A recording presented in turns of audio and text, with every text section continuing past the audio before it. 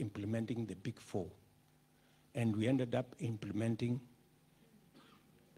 the handshake and the BBI and the reggae. To me, it begins to look like it is actually sabotage, that there are people who do not want Kenya to move forward, that there are people who want Kenya stuck in this conundrum because I don't know it benefits who.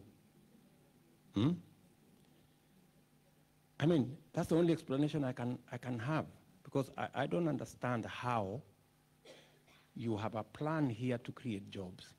You have a plan here to invest in agriculture and increase the productivity of your farmers. You have a plan here for universal health coverage. And all of a sudden, it is not a priority.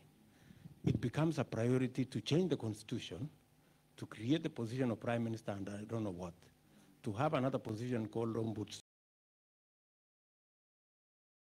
to undermine the judiciary, and to give more power to the... Doesn't make sense. It doesn't make sense. I mean, I'm just saying it doesn't make sense. So it can only be that there are people whose priorities are different from ours. There are people whose priority is not to create jobs for our young people, or to have universal health coverage, or to increase the productivity of our farmers. And it can only be, I mean, so few of us have so much, and the majority of the rest are hustling, you know? So this is what we need to address. And many people sometimes ask me, what went wrong? I mean, surely, I mean, if you can see very clearly, because I can see from where I sit, I can see very clearly that the priorities are what we had in the big four: to create jobs for young people, to invest in our agriculture, increase the productivity of our farmers, to invest in the right resources so that we can have universal health coverage and lift everybody up. And then all of a sudden, you are told those are not the priorities are this. Unless you are mad, you know? You cannot just sit there and think everything is okay. It's not okay. Are we together? So really, we have an opportunity to sort out our country. And the decision is going to be made by, among others, the people sitting in this audience. Yeah? The people sitting in this audience. So I have told you we have the bottom-up economic plan, and I'm going to tell you one more thing, because I know this is something that you will appreciate, because you participate in this country.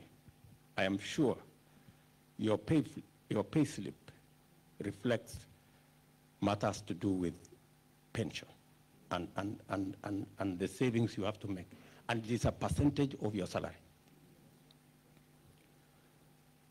And that is one area we must get it right. The issue of long-term saving and the issue of social security. Today,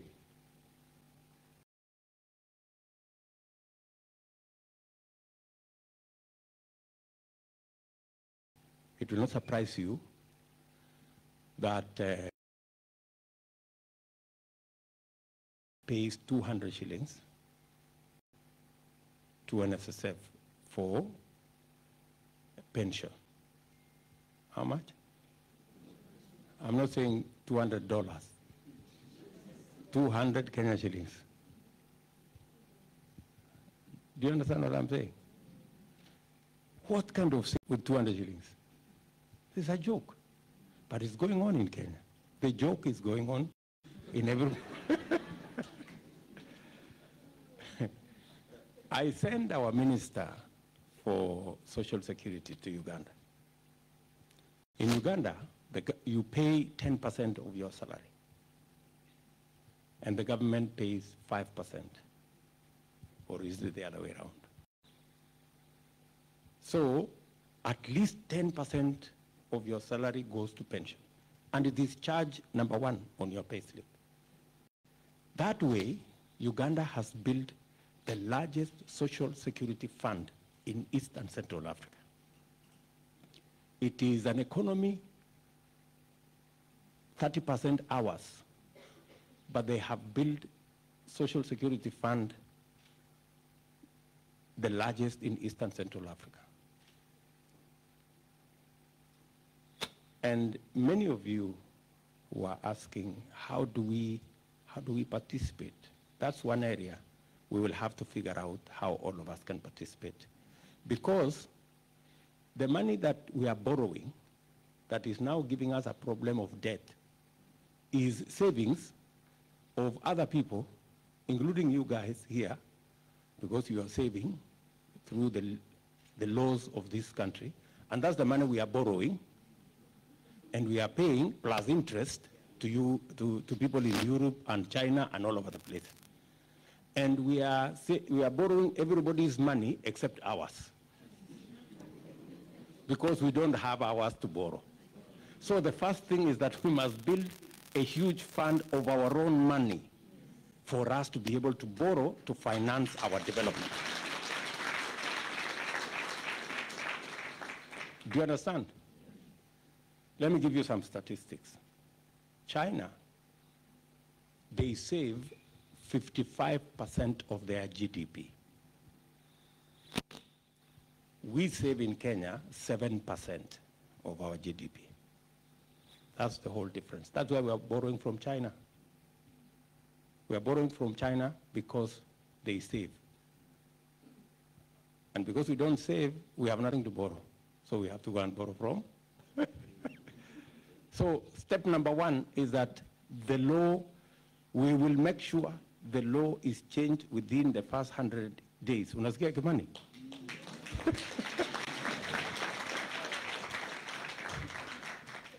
Yeah, so that even if we agree to 5% of everybody's salary to be saved, we will begin the journey to build a huge social security fund that can hold resources that we can use to finance our own development.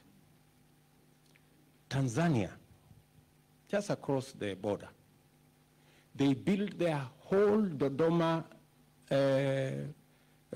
new parliament, the whole thing, using social security money. Because they also save a percentage of their salary. They don't save 200 shillings like us. Again, I know you are asking yourselves, are we really paying 200 shillings every month? Even if you are earning 500,000, they deduct 200 shillings. From the watchman, the fellow who is earning 14,000, 20,000, to the fellow who is earning whatever. Unaona ile ujinga iko Kenya?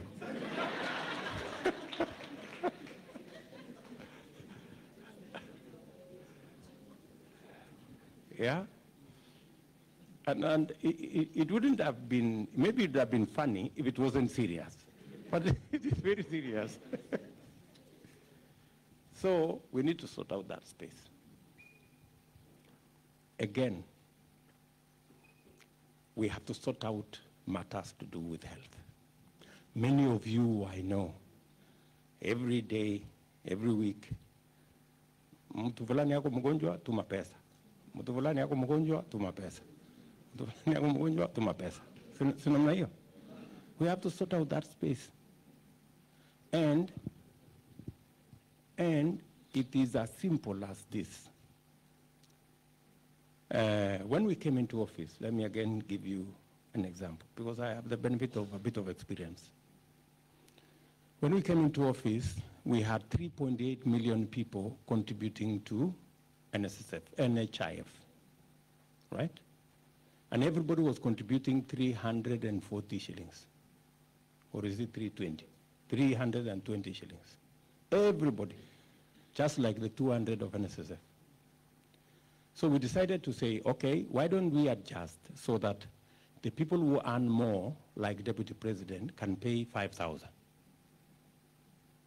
Then the other people can be graduated like that.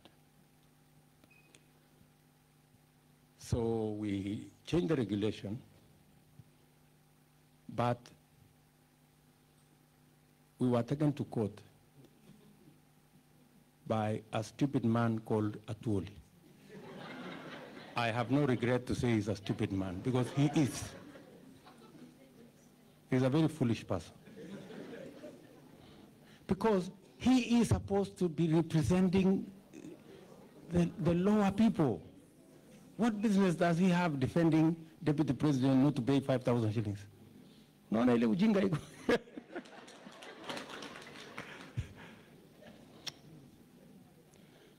And those are the people roaming the corridors of power and giving us lectures.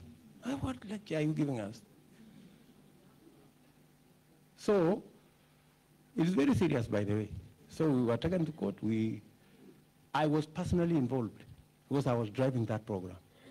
Finally, we got a negotiated settlement out of court. Now, Deputy President is paying 1,700, I think, and a few coins, while Mama Mboga is paying 500. So Mama Mboga, whose income is 5,000 shillings, is paying 500 shillings, which is 10% of her income. Deputy President, who is earning 1,000,000 shillings, is paying 1,700. See, Kenya, there's a problem. Because honestly, I mean, the people at the bottom of the pyramid are carrying a heavy load than the people on top of the pyramid, you know? And somebody wants to tell us it is fair. It is not fair. It is not fair. It is not right. It's not even moral. Do you understand what we are saying? So we decided in 2017 that we are going to sort out that challenge. But unfortunately, again, we became busy. We just passed the law this year, which we were supposed to have passed in 2017, immediately after the elections. We passed just the law the other day, and we are now in the process of trying to implement it. Right?